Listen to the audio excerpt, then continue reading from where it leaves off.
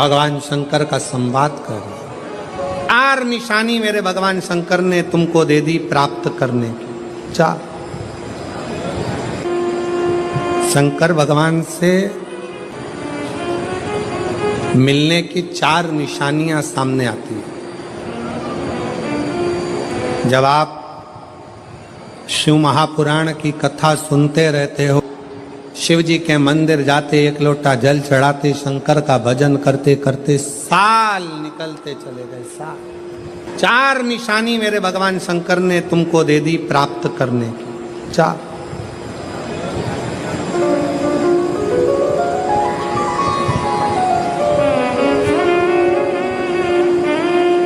4 संकेत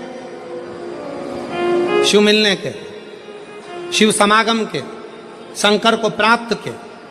पहला संकेत भगवान शंकर देते हैं अपने भक्त को, जो भगवान शिव की कथा को निरंतर सुनता रहता है, शिवालय जाता रहता है, 1 लोटा जल चढ़ाता रहता है, शिव को भजता रहता है, श्री शिवाय नमस्तुभ्यम कहता रहता है।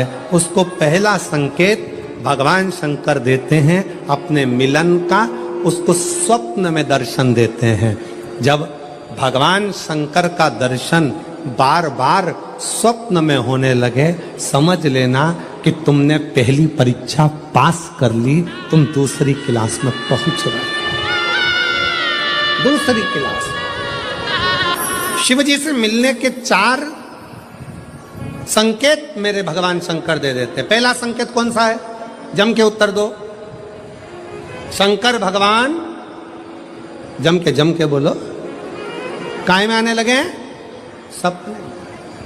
और रात शाम, वो कहते ना, रात शाम सपने में आए। वो कहते रात शिव सपने में आए, बोले मेरे सपने में आए। और गंगा बहा गए, गंगा बहा गए। भगवान शिव जब स्वप्न में दिखने लगे, स्वप्न में आने लगे, स्वप्न में दिखने लगे, समझ लेना तुम्हारी पहली परीक्षा पास हो गई और तुम आगे बढ़ गए। आगे अब शिव तुम्हारे करीब में आ रहे हैं। दूसरा संकेत भगवान शंकर देते हैं शिव महापुराण की कथा सुनने वालों को।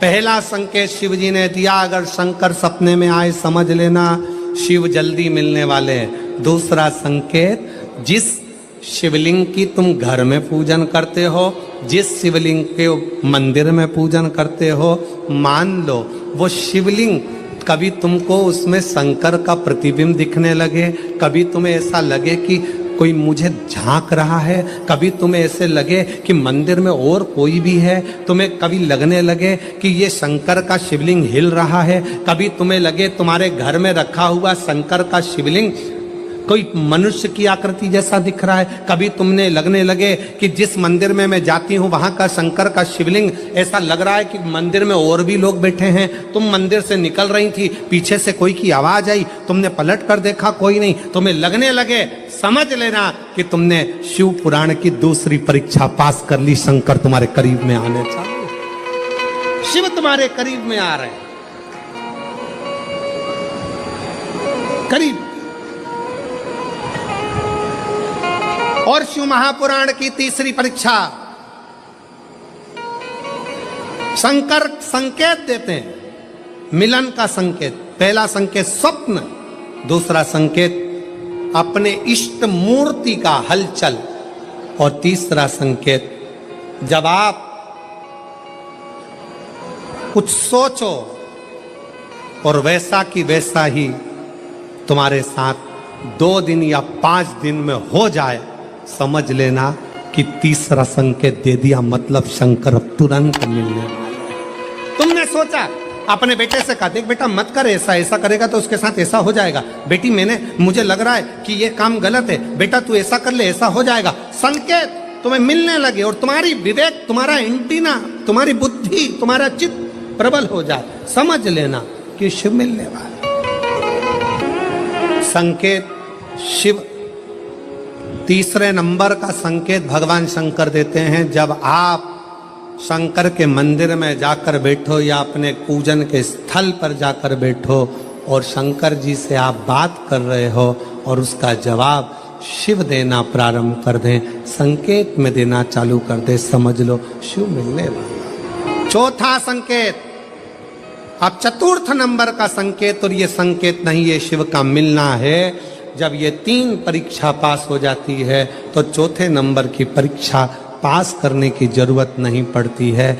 दुनिया के लोग कहते हैं कि भगवान आते हैं 2-4 घंटे रुकते हैं, सब झूठ है। भगवान एक क्षण के लिए आता है और तुम्हारे सामने आकर तुम्हारे सामने से निकल कर चले जाता है और तुम्हें महसूस करा देता है कि मैं तेरे सामने आया था और निकल कर चले गया, तुम मुझे पहचान नहीं पाया। आता है, आए।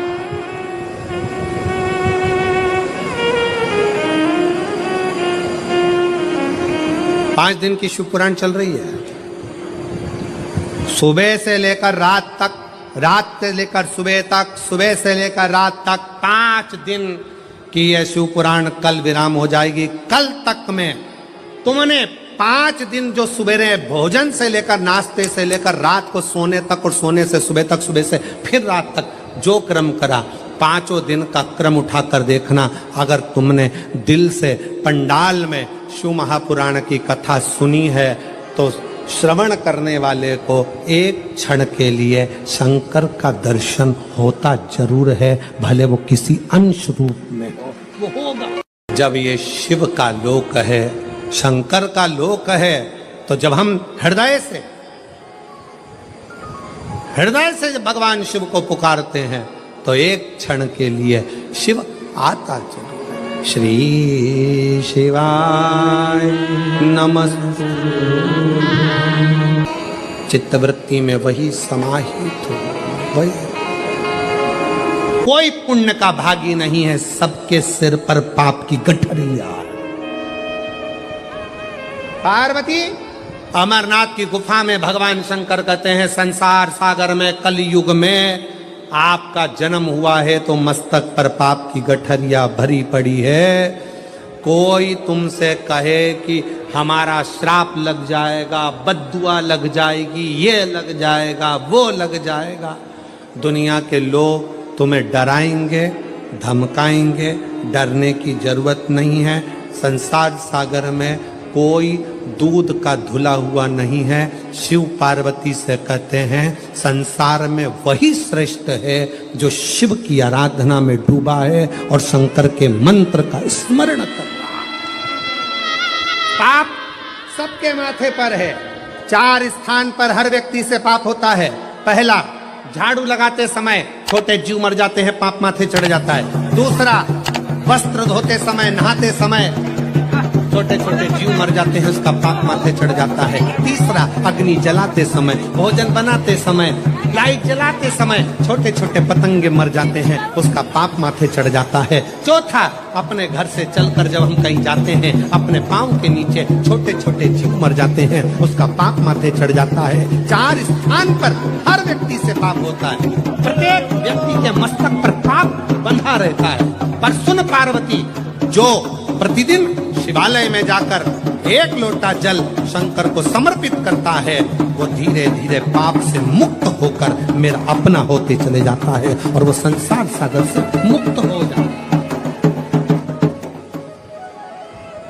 बहुत डराया गया संसार में, लोगों ने खूब डराया आप लोगों को, ऐसा मत करना पाप लग जाएगा, ऐसा मत करना पाप लग जाएगा, ये मत करना पाप लग जाएगा, भगवान को ऐसे भोग लगा दिया पाप लग जाएगा, भगवान को ऐसे जल चढ़ा दिया पाप लग जाएगा, भगवान को ऐसा कर दिया पाप लग जाएगा, भगवान को ऐसे प्रणाम कर लिया पाप लग जाएगा। शिव महापुराण ने सब कुछ समाप्त कर दिया। शिव महापुराण ने तो एक ही बात कही कि बच्चा गंदे नाली में गिर जाए, बच्चा गंदे पानी में गिर जाए, बच्चा गंदे कीचड़ में गिर जाए, उसको कोई नहीं उठाएगा, कोई गले से नहीं लगाएगा। बच्चा कीचड़ में गिरा हुआ, केवल एक माँ और एक बाप होते हैं जो कीचड़ में गिरे हुए बच्चे के कपड़े नहीं देखते, उसको गले से लगा लेते हैं। उसी तरह संसार में कितना भी पाप हो जाए, शंकर के मंदिर जाना मत छोड़ना, क्योंकि वो बाप ऐसा है कि तुम कितने भी पापी हो तो भी गले से लगाकर तुम्हें तार देगा।